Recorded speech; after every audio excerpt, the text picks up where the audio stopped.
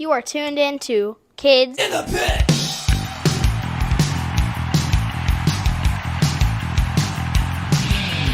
Dreams are all you have. Dreams have held you back. Dreamers never live.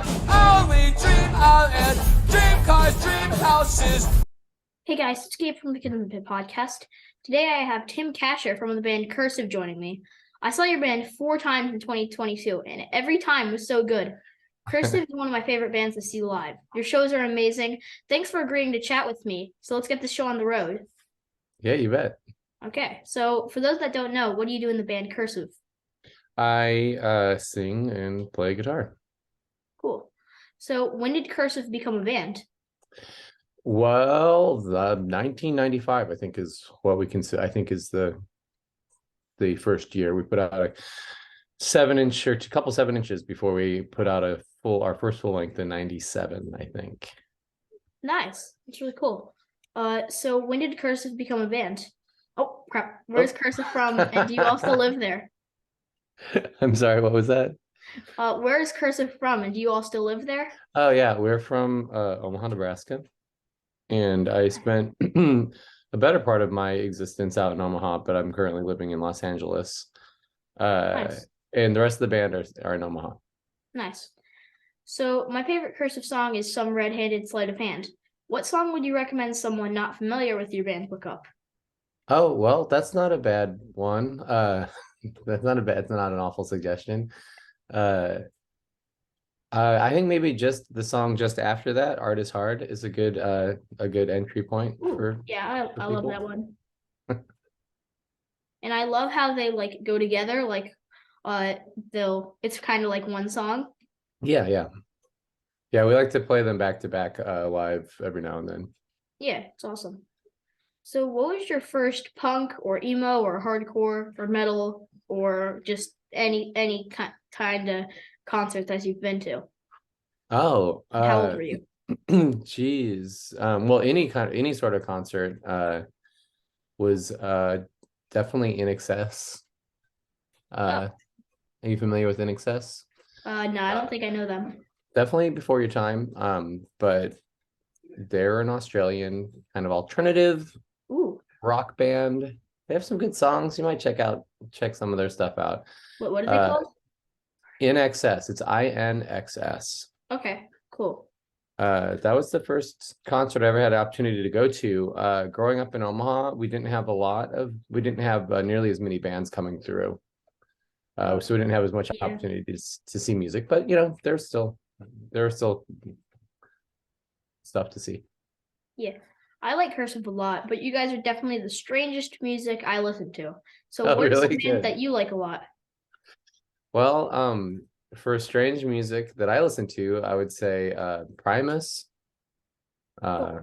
is pretty weird. Do you listen to Primus at all? Nah, I haven't heard them. You might check them out. I think you might Okay. like them. They're pretty weird. And then for a couple generations older than that, and also in the weird category, I like King Crimson quite a bit. Ooh, cool. I haven't heard of them, but sounds cool. I think they originated in the late 60s. They're very much kind of considered a 70s band, prog rock, just very progressive, very prog rock. Cool. My dad likes Rush, which is very prog. There you go. And your dad is he's definitely familiar with King Crimson then, and because they were kind of contemporaries. But also that other band, Primus, after Neil Peart, the drummer of Rush, passed away. Primus went out and did a tour playing Rush music as kind of I think I was gonna go to one of those shows actually. Yeah, quite possibly. If your dad's a big Rush fan, he would have been interested in going and seeing Primus tribute to them. I think we were talking about that. We just kind of I never really learned the lyrics. I never got around to it, and also we never really bought the tickets. Wait, where was it? Was it like Philly? Not sure. Somewhere around there. Maybe New York. I don't know. I'm not sure. But yeah. So what is your favorite place you've toured in, and what's the most obscure place you've toured in? Oh, well, we haven't gone out to Japan in many years now, but we used to tour Japan, and that was Ooh. a pretty incredible experience just to get the opportunity to have the opportunity to go out there and also to get to play your music. Yeah, Japan's awesome. That was always a very anticipated trip anytime we did that.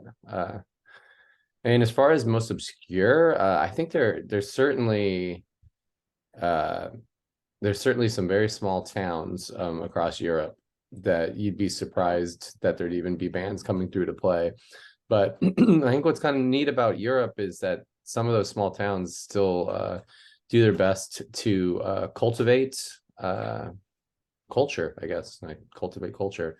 And so they'll bring bands in, and you'll play on a Friday night in a small town in Germany or Austria or Switzerland or somewhere, a town that's like maybe 5,000 people, and everybody well, I mean, not all 5,000 people come out, but the townspeople will be like, oh, that's something to do this weekend. I know it's kind of weird, but it's cool. Also, I'm going to Europe in April. I'm going to Prague, Czech. So there's tons of layovers. Yeah. So we're also going to Oslo, Norway, and London. Those are like layovers. So we're flying out from New York because we're in Delaware, not very far. It's like 3 hours.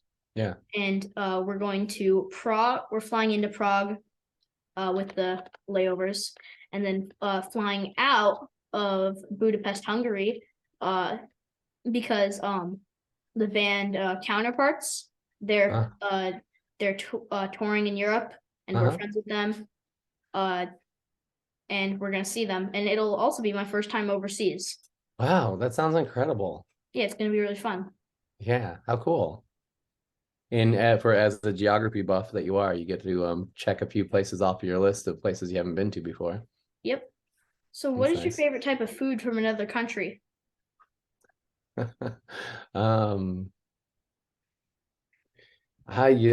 just popped into my head, I guess, is soup dumplings. But as far as as far as I know, soup dumplings maybe was originated in the United States and just seems like Asian cuisine. I don't actually know, but I like soup dumplings a lot. Cool.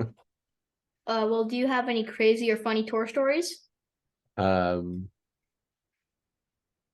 Sure. I don't know. I'm never very good at answering those kinds of questions that can kind of become a little bit of a blur, Oh, yeah. I mean, you don't have to. It's fine. Okay. There was let me think. How about this? There's one time a long time ago when the Good Life was staying. My Good Life is another band that I've been doing for a long time. Cool. And we were staying at we played a show, I think, in North Carolina, and there's this other band called The Bravery that were kind of big at the time, and they were also staying at that same hotel. And it's not that we disliked each other, but we felt pretty indifferent toward each other, and we ended up TPing their van so that was fun. Nice. That's awesome. So wait, was it in like a harmful way or like a friendly, funny way? It was kind of just like kind of like a friendly, like, screw you, Nice. Yeah. Did they TP you back? No, but I think I remember we ended up seeing them like in a gas station or something, and we were like a little nervous that they were gonna do something to us. My mom also said you're a movie director or something like that. Can you tell us about your movies? I've only shot one. It was called No Resolution, and I shot it in Chicago back in 2015, I think. And cool. we shot it primarily in the apartment where we were living at the time. So we did it for an incredibly low budget and got this really great cast of theater actors around Chicago.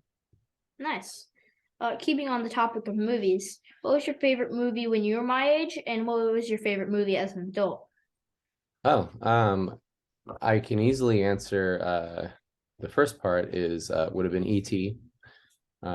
E.T. was came out when I was about 7 or 8 years old, a little younger than you. But that was my favorite movie when I was a kid. Yeah.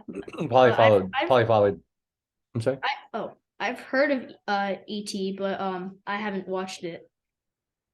Oh, you might check it out. I don't think that in some ways, how it is with older movies, it may not age as well, and so you might not find it as captivating as I did.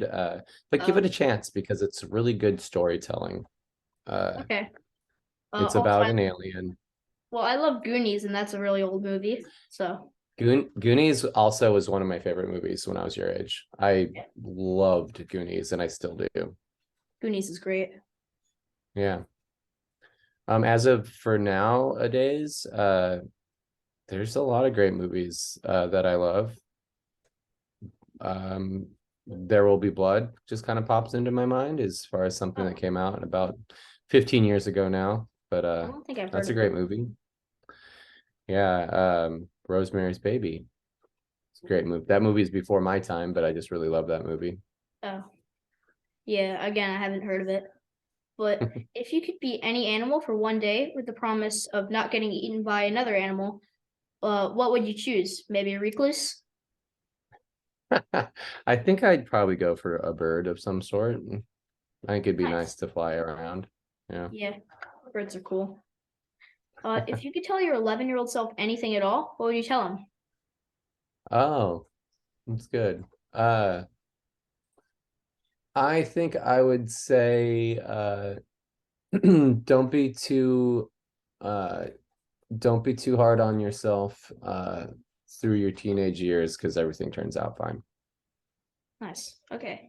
Well, anything to add before we wrap it up? I think I'm good if you are. I appreciate Okay. you Well, having me. thanks to Tim for joining me today, and thanks to all of you for watching or listening. Please subscribe to my YouTube channel or follow me on Spotify and other streaming platforms. Until next week, bye. All right, take care.